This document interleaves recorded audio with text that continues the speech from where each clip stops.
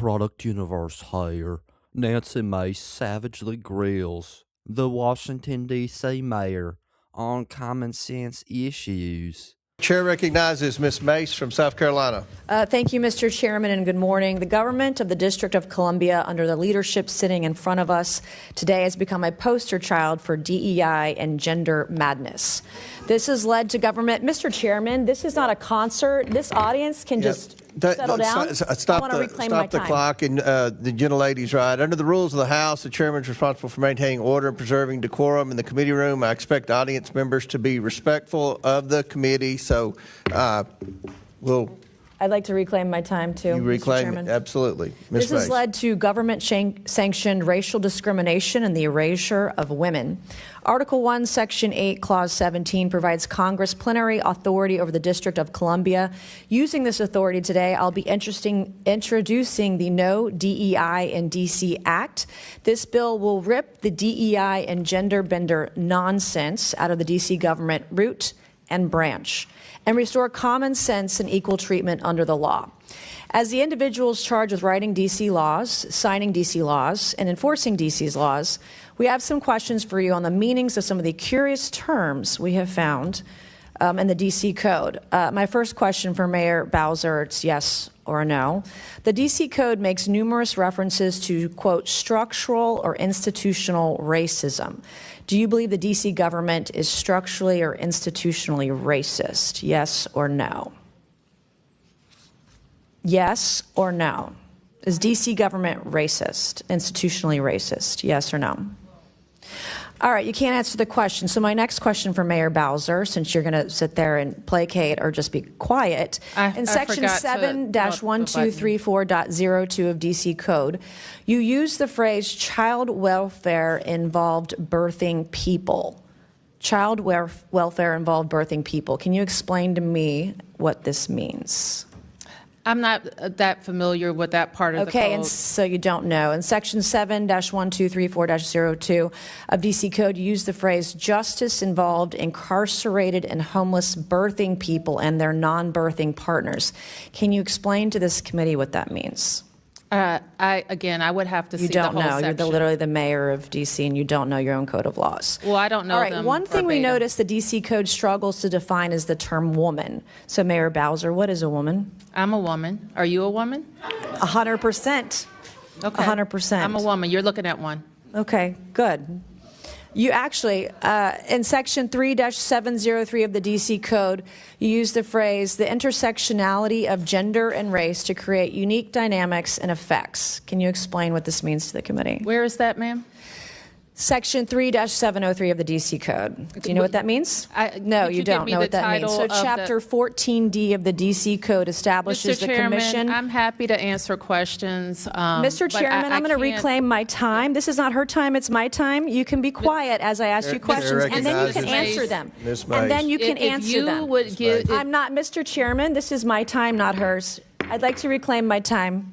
Let's make good use of the time, Ms. Mace. I'm making very good use of my time. And you're making my point. You're the mayor of D.C., and you don't even know your own code of laws. What is a birthing person?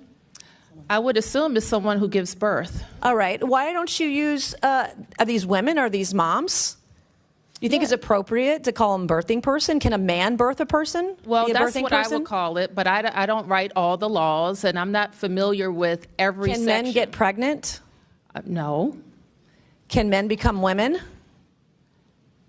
Can a man become a woman? Yeah. Can a man become a woman? Miss yes Mace, or no? Can a man become a woman? Yes or no? Miss Mace, I'm not here to my next talk about question. that. Chapter 14D of the D.C. Code establishes the Commission on Reparations and a reparations fund to provide eligible African Americans monetary reparations or other forms of redress.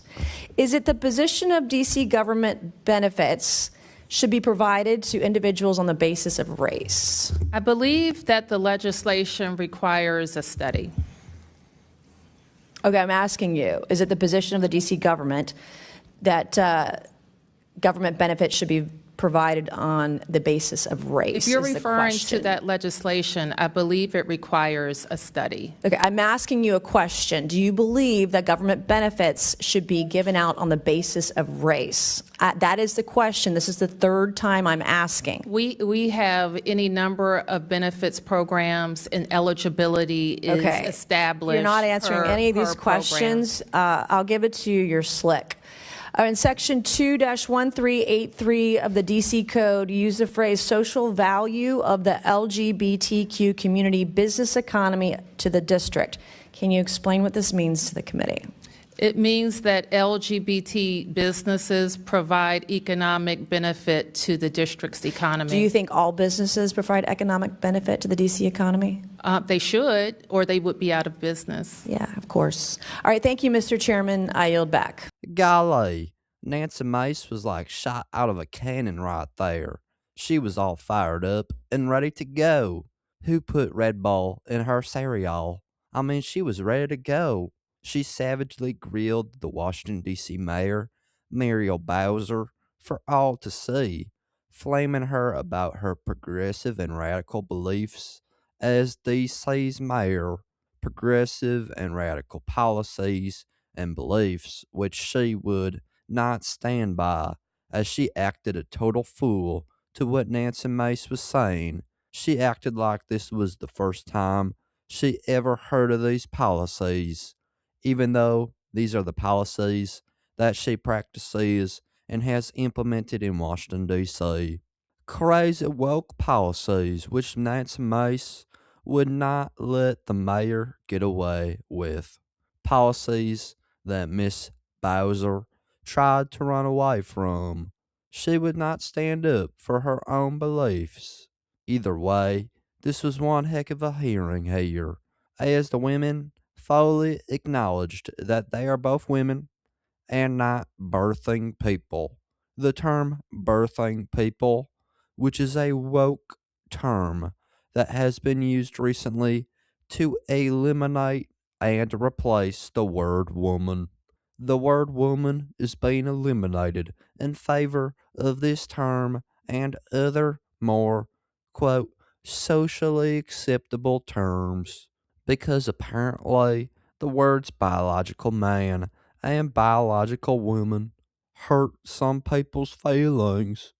A small minority of people, which is the whole Democrat Party, and Muriel Bowser is catering to those people with these new politically correct, socially acceptable terms, such as birthing people, person with a uterus, pregnant person, I am pregnant individual.